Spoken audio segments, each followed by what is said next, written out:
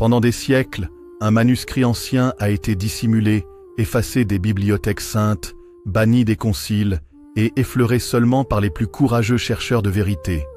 Ce n'était pas un simple texte apocryphe. Ce livre interdit racontait l'histoire d'un ange tombé que même les théologiens les plus érudits préfèrent ne jamais nommer. Un être dont la chute n'était pas une simple rébellion, mais un sacrifice. Ce récit bouleverse les fondations mêmes de ce qu'on nous a enseigné sur le bien, le mal et sur ceux qui en tirent les ficelles. Pourquoi l'Église a-t-elle voulu faire disparaître ce livre à tout prix? Et qui est l'ange oublié, banni non seulement du ciel, mais de la mémoire humaine elle-même? Bienvenue sur Mystère, un savoir ancien, l'endroit où les secrets ensevelis de notre passé refont surface. Si ce genre d'histoire vous passionne, abonnez-vous dès maintenant, activez la cloche des révélations et surtout, laissez un like sacré à cette vidéo. Ce que vous allez entendre dans cette série pourrait bien changer à jamais votre vision du divin et de l'interdit. Voici le livre que l'Église a tenté de faire disparaître et qui révèle un ange déchu oublié. À présent, si tu es prêt à briser le silence millénaire, à défier les dogmes, reste bien accroché. Nous allons plonger dans un secret que même les anges n'osent plus murmurer. Quelque chose ne tournait pas rond. C'est ce que s'était toujours dit le frère Alétis, un moine copiste de la fin du XIIIe siècle, en feuilletant des dizaines de parchemins dans les catacombes du monastère de Montserrat. Là, parmi les piles poussiéreuses de manuscrits, il tomba un jour sur un rouleau dissimulé dans un double fond d'un coffret scellé. Le cuir était abîmé, presque effacé, mais un symbole étrange, gravé en or terni, attirait immédiatement l'œil. Une étoile à 8 branches entourée de lettres anciennes, que le latin ne savait pas traduire. Il déplia le manuscrit avec précaution. Ce qu'il lut changea sa vie, et il comprit très vite pourquoi l'Église avait tenté de l'effacer à jamais. Le document ne portait pas de titre. Pourtant, il semblait bien être un évangile oublié, ou du moins un témoignage aussi ancien que les plus vieux récits de la Genèse. Et ce qu'il racontait allait à l'encontre de tous les dogmes établis. Il parlait d'un ange tombé, non pas pour sa rébellion, mais pour sa compassion envers l'humanité. Un ange nommé Sariel. Ce nom, peu de théologiens osent le prononcer aujourd'hui. Et pour cause, Sariel n'a pas seulement été effacé des textes canoniques, il a été effacé de l'histoire elle-même. L'Église ne l'a jamais officiellement reconnu, mais tout érudit honnête le sait. Des dizaines de livres ont été retirés de la Bible au fil des siècles. Parmi eux, l'Évangile de Thomas, le livre de Jubilée, le livre d'Hénoch, l'Apocalypse de Baruch, l'Assomption de Moïse. Mais il y en a un, que l'on ne nomme jamais à voix haute, parce qu'il ne figure ni dans les listes apocryphes, ni dans les textes condamnés par les conciles. Ce livre, connu sous le nom ésotérique de Codex Sarielis, ne devait pas exister. Et pourtant, il a bien circulé, d'abord dans les cercles gnostiques du IIe siècle, puis parmi certains moines ésotéristes au Moyen Âge, avant de disparaître mystérieusement des archives vaticanes au XVIIe siècle. Pourquoi ce texte effrayait-il autant? Parce qu'il raconte une autre version de la chute. Dans le Codex Sarielis, on découvre une version étrange du récit des anges déchus. Contrairement aux versions connues, notamment dans le livre d'Hénoch, où les veilleurs sont des rebelles cupides et destructeurs, le Codex présente un récit bien plus subtil et dérangeant.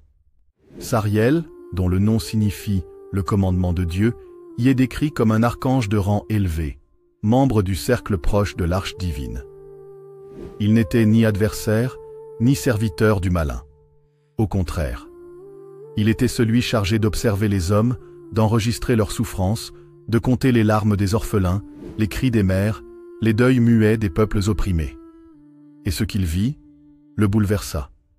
Alors que les autres anges restaient indifférents, Sariel fut envahi par une compassion brûlante. Il supplia le Très-Haut de leur accorder plus que des lois et des châtiments. Il voulait offrir à l'humanité la connaissance, la guérison, la vérité. Mais le ciel refusa. Sariel descendit quand même. Il choisit de chuter. Le récit est précis, étrange, puissant. On y apprend que Sariel descendit dans la vallée de Kédar, parmi les tribus de l'ancien désert arabique, où il enseigna aux hommes les plantes médicinales, l'écriture sacrée, la lecture des astres, et même l'art de parler à Dieu sans intermédiaire. Les autres anges, témoins de ce sacrilège, alertèrent les puissances célestes. Sariel fut arrêté non pas par Satan, mais par Michel lui-même. Un procès céleste eut lieu, un concept à peine imaginable dans la tradition chrétienne officielle. Sariel plaida la cause humaine. Il fut banni du royaume céleste, non dans les ténèbres, mais dans l'oubli. Un oubli total. Qu'il soit effacé des chants, des rouleaux et des mémoires. C'est ce que disent les dernières lignes du Codex. Qu'aucun de ces mots ne survive, que son nom ne soit plus prononcé sous peine de chute éternelle. En 1947, dans les grottes de Qumran, non loin de la mer Morte, on découvrit une collection incroyable de manuscrits antiques. Si le monde connaît aujourd'hui les manuscrits de la mer Morte, peu savent qu'un petit fragment, à moitié carbonisé, portait un passage jamais publié officiellement. On y lisait « Et il y eut un ange que les autres oublièrent, mais les hommes non. Car il pleura pour eux. Et il leur donna ce qu'aucun trône n'avait daigné offrir, le secret du nom, le feu intérieur et le don de guérir. » Ce fragment fut confisqué rapidement par les autorités religieuses. Officiellement, il ne fait partie d'aucun catalogue. Mais certains chercheurs pensent qu'il s'agit là d'un écho du Codex Sarielis. Il faut comprendre une chose essentielle. Ce livre change tout. Il propose une relecture complète du bien et du mal.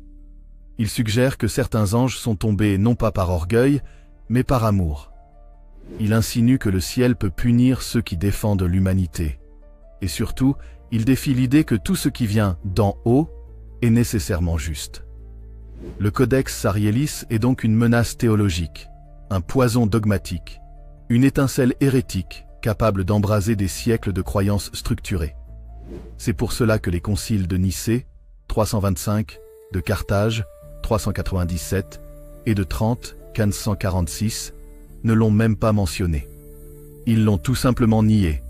Pourtant, il reste des indices. Certains gnostiques le vénéraient sous le nom de Saharel, le prince oublié. Dans certaines traditions kabbalistiques, il apparaît comme l'ange des larmes, protecteur des justes condamnés. Des prières secrètes, retrouvées dans des grimoires espagnols du XVe siècle, l'invoquent pour traverser le feu de l'injustice sans brûler. Des symboles associés à lui, l'étoile à 8 branches, le cœur percé d'une plume, la larme ailée, se retrouvent sur des murs d'églises oubliées en Italie du Sud, en Arménie et jusqu'au Yémen. Et si Sariel n'était pas un mythe? Et si ce livre existait encore, quelque part, à l'abri des regards, prêt à ressurgir au moment opportun? La dernière page du Codex, selon les rares témoignages de ceux qui l'ont lu, contiendrait une prophétie. Elle parle d'un temps où les dogmes s'effondreront, où les hommes chercheront à nouveau la vérité au-delà des institutions. Et dans ces jours-là, dit le texte, celui que vous avez effacé se tiendra au seuil des consciences. Il ne réclamera pas un trône, mais une écoute. Et ceux qui auront encore des larmes à offrir le reconnaîtront. L'histoire officielle n'en parle pas. Et pourtant, à travers les âges, des voix ont tenté de réveiller la mémoire effacée de Sariel. Des scribes clandestins, des érudits condamnés pour hérésie, des moines curieux, tous avaient un point commun. Ils étaient hantés par un texte dont l'existence dérangeait les puissants. Au cœur de ce mystère, il y a le Codex Sarielis, ce manuscrit interdit qui aurait circulé en secret entre les murs d'abbayes perdues, dissimulé dans les doublures d'antiques reliures, parfois même gravé à l'envers, en miroir, pour éviter d'être reconnu. Mais où se trouve-t-il aujourd'hui? Pourquoi toutes ces copies connues ont-elles disparu? Et qui l'a fait disparaître? Peu de gens le savent, mais le Vatican dispose de sa propre section de renseignement officieuse. Longtemps appelée la Sodalitas Silentii, ou Société du Silence, cette division secrète du Saint-Siège aurait pour mission d'identifier, récupérer ou neutraliser tout artefact, manuscrit ou relique susceptible de remettre en cause la doctrine officielle de l'Église. Parmi leurs cibles principales durant la Renaissance, les évangiles apocryphes redécouverts dans le monde arabe, les rouleaux gnostiques d'Alexandrie. Et surtout, le Codex Sarielis, signalé pour la première fois dans les archives de Florence en 1478. Un rapport, retrouvé dans une correspondance codée entre deux évêques florentins, indique ceci. Un texte hérétique circule dans les couvents du Sud. Il évoque un ange tombé par piété. Il faut le retirer, avec ceux qui le gardent. Ce document, signé d'un certain DS, sans doute Dominicus Siculus, un chasseur de manuscrits au service de Rome, révèle une véritable chasse au texte, orchestrée dans l'ombre, à l'échelle de l'Europe chrétienne. Dans les années 1500, un petit ordre monastique, actif dans les Pyrénées françaises et espagnoles, s'était donné pour mission de protéger certains textes jugés trop vrais pour être saints. Ils s'appelaient eux-mêmes Fratres Illuminationis Antiquae, les frères de l'ancienne Illumination. Un registre codé, retrouvé dans les ruines d'une abbaye près de Roncevaux, mentionne clairement « Le manuscrit du veilleur, celui du cœur brisé, a été transcrit et caché dans la crypte du 7e silence. Que nul ne le lise sans avoir pleuré. » Le manuscrit du veilleur, c'était bien sûr le Codex Sarielis. Mais en 1572, l'ordre fut dissous brutalement. Tous les membres, accusés d'hérésie, furent jugés sans audience, selon une lettre d'un évêque local. Aucun document ne fut retrouvé. Le codex disparut à nouveau. Et si ce texte avait voyagé plus loin qu'on ne le croit? En 1907, l'archéologue allemand Gustav Seidel publie un article déroutant. Dans les montagnes de l'Éthiopie, près de Lalibela, il découvre un recueil liturgique écrit en gaèze, mentionnant un ange nommé Charel, décrit comme « l'œil qui pleura pour l'homme, le feu doux qui s'abaissa ». Ce texte, vieux de plus de 1000 ans, semble totalement inconnu des autorités chrétiennes. Mais plus étrange encore, un passage évoque un livre de la plume céleste conservé par les hommes de l'Entreterre, un peuple semi-nomade lié aux traditions juives et sabéennes. Des chercheurs pensent qu'il pourrait s'agir d'un écho africain du codex Sarielis, transmis oralement puis fixé dans un dialecte ancien. Mais ce n'est pas tout. En 1983, une tablette d'argile mésopotamienne fut retrouvée dans les ruines de l'ancienne bibliothèque d'Assurbanipal, à Ninive. Les symboles cunéiformes, difficilement traduisibles, racontent un récit troublant. Un des étoilés est descendu, non pour régner, mais pour souffrir avec les enfants de la boue. Il leur donna les champs cachés du ciel. Pour cela, ses ailes furent déchirées, et son nom effacé des tablettes du destin. Le nom de Sariel n'est pas directement mentionné, mais l'esprit du texte correspond parfaitement au récit du codex. Se pourrait-il que le mythe de Sariel remonte à une époque antérieure à la Bible elle-même? Une époque où les anges étaient des voyageurs d'autres mondes, des porteurs de savoir, des êtres lumineux à la morale ambivalente? Le message de Sariel, s'il est authentique, est aussi simple que redoutable. La compassion peut être un acte de rébellion. Et tous les anges tombés ne sont pas mauvais. Certains sont tombés pour sauver. C'est ce que redoutaient les autorités religieuses. Car un tel message affaiblit le pouvoir des institutions, en plaçant l'éthique dans le cœur de l'individu et non dans les lois. Imaginez un instant. Un ange qui ne demande pas de sacrifice, ni d'église, ni d'obéissance, mais juste une conscience éveillée, un regard tendre, un choix juste. Sariel dérange parce qu'il brise la frontière nette entre obéissance céleste et justice humaine. Certains penseurs contemporains ont tenté de réveiller la mémoire de Sariel sans le nommer. Carl Jung, dans ses Visions intérieures, le livre rouge, évoque une figure ailée en pleurs qui sait mais n'ordonne pas. Simone Weil, mystique oubliée, parle d'un ange sans nom qui descend dans la souffrance par pure charité, hors du décret. Des ésotéristes comme René Guénon ou G.I. Gurdjieff ont mentionné des êtres intermédiaires entre l'ombre et la lumière, rejetés par les deux. Et dans certains cercles mystiques actuels, notamment au sein de groupes kabbalistiques de Safed, des prières secrètes sont toujours adressées à l'ange du silence pleurant pour l'homme. Plusieurs hypothèses existent. Il aurait été caché dans les archives secrètes du Vatican, dans une salle interdite appelée Scriptorium III. Il aurait été détruit pendant les bombardements de Monte Cassino en 1944. Il aurait été reconstitué par fragments et circulerait aujourd'hui sous forme codée parmi des manuscrits alchimiques ou rosicruciens. Mais une autre hypothèse, plus mystérieuse encore, attire notre attention. Et si le Codex Sarielis n'était pas un seul texte, mais une conscience fragmentée, répartie à travers le monde, à travers les visions de certains élus, les rêves des justes, les intuitions des marginaux?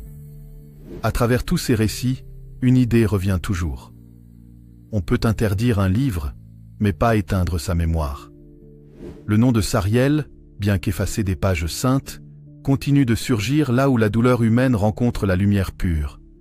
Dans les hôpitaux, dans les champs de bataille, dans les prisons, certains témoignent de visions d'un ange silencieux, aux ailes ternies, dont le regard ne juge pas. Un être qui pleure, qui tient une plume dans la main et dont le nom semble oublié, mais familier. Au 1er siècle avant notre ère, dans les profondeurs du désert de Juda, vivait une communauté étrange et énigmatique. Ils se faisaient appeler les Esséniens et menaient une vie retirée, ascétique, loin du monde corrompu des cités et des temples. Mais ce n'était pas seulement pour la pureté morale, c'était aussi pour protéger un secret. Parmi les dizaines de rouleaux retrouvés dans les grottes de Qumran, plusieurs évoquent des anges tombés, non par révolte, mais par compassion. Un nom revient dans les textes secrets, sous des formes étranges, Charel, Saraya ou encore Sarel. Certains fragments, notamment dans les hymnes de reconnaissance, Hodayot, décrivent un être céleste qui pleure sur la souffrance humaine, qui visite les justes dans la nuit et qui enseigne en rêve les mystères divins interdits. Et dans le fameux rouleau des bénédictions, on peut lire « Béni soit celui qui vint du haut, non pour juger, mais pour apaiser. Celui que nul ne nomme, mais que le cœur juste reconnaît.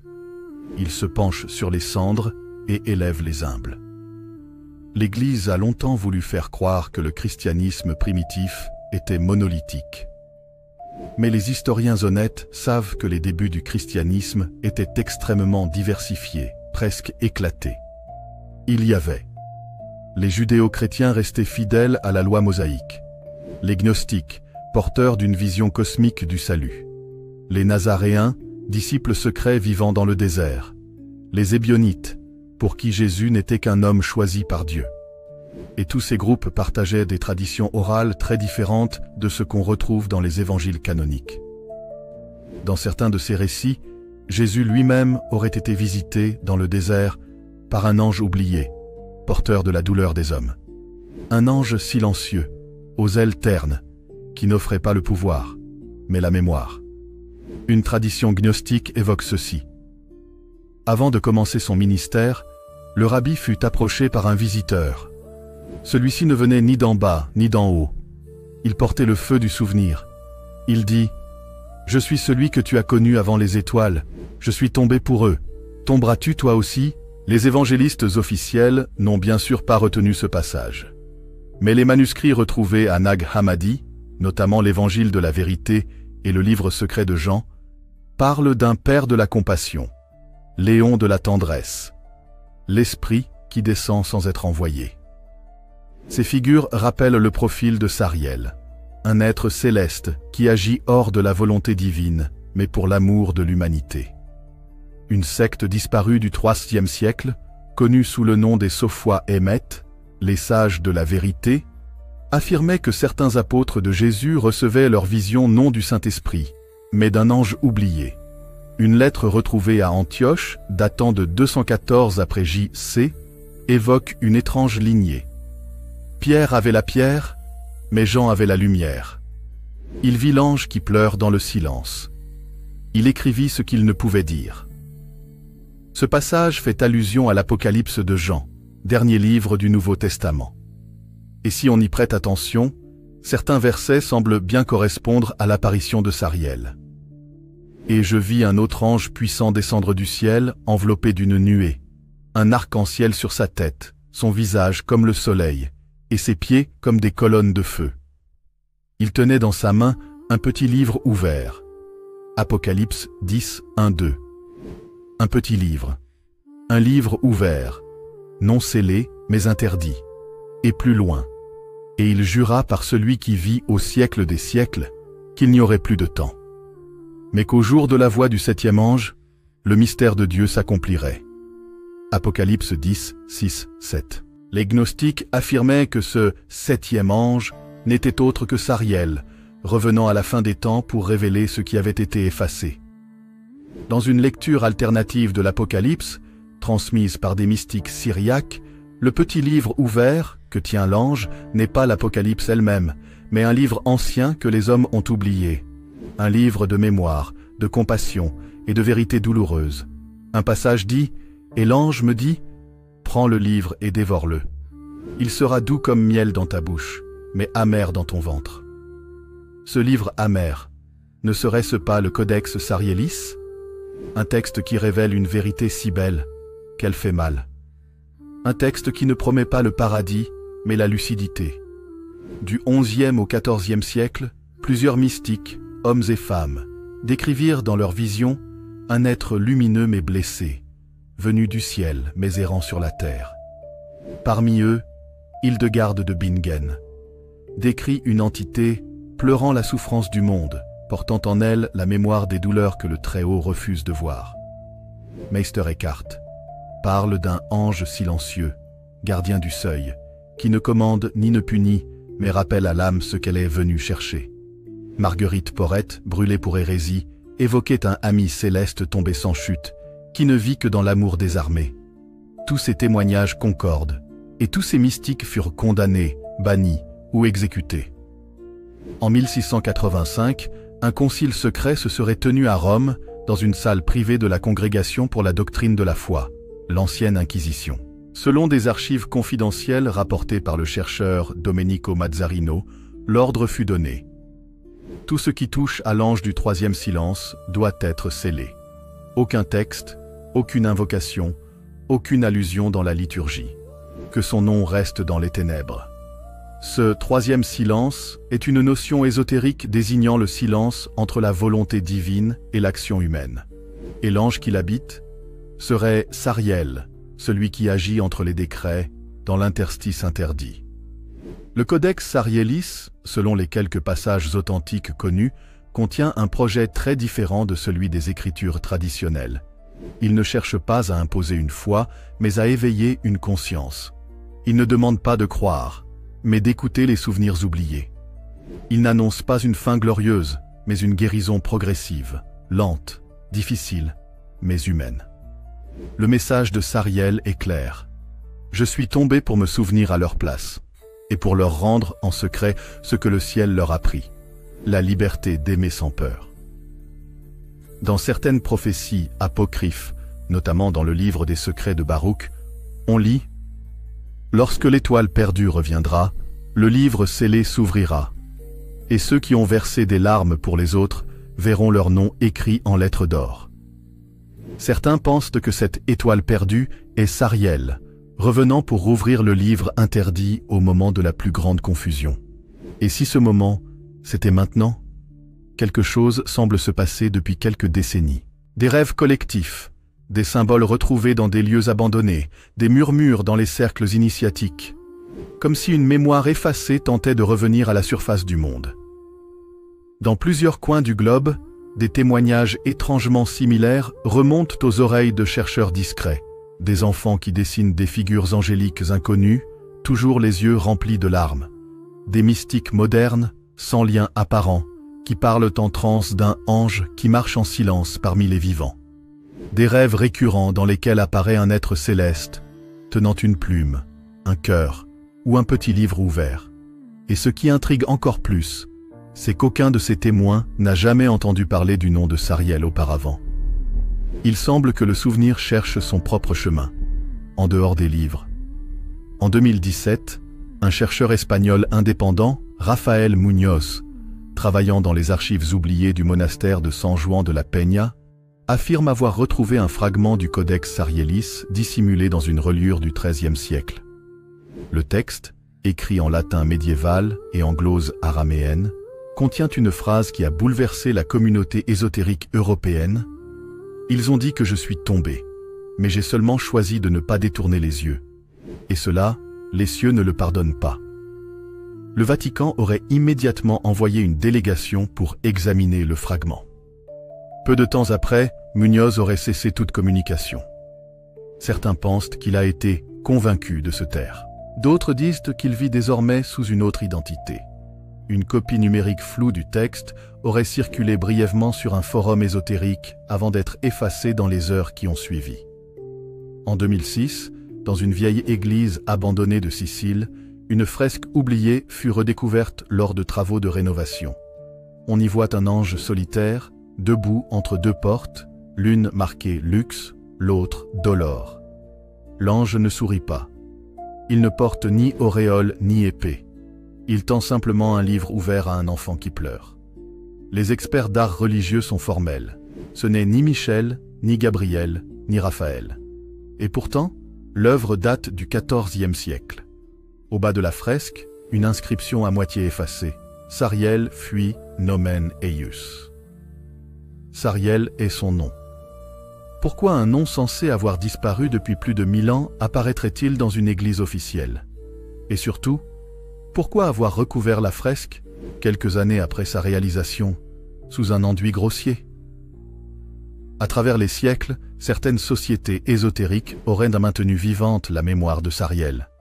Parmi elles, un petit cercle mystique, originaire de Bohême, actif entre le XVe et le XVIIIe siècle. Ils se réunissaient lors de la pleine lune pour lire, non des psaumes, mais des fragments de lettres attribuées à Sariel. Leur emblème: une plume blanche traversant un œil. Une branche hérétique des francs-maçons, aujourd'hui disparue, qui prônait la réintégration des anges oubliés dans l'équilibre cosmique. Ils considéraient Sariel comme le gardien du point d'équilibre entre lumière et justice, et croyaient que son retour signalerait l'effondrement des illusions religieuses. Une secte discrète en Syrie, active jusqu'en 2010, affirmait que le codex Sarielis ne devait jamais être relu, mais rêvé. Selon eux, chaque âme humaine contient un fragment du livre, scellé au moment de sa naissance. Quand toutes les âmes auront rêvé le même mot, le livre se recomposera.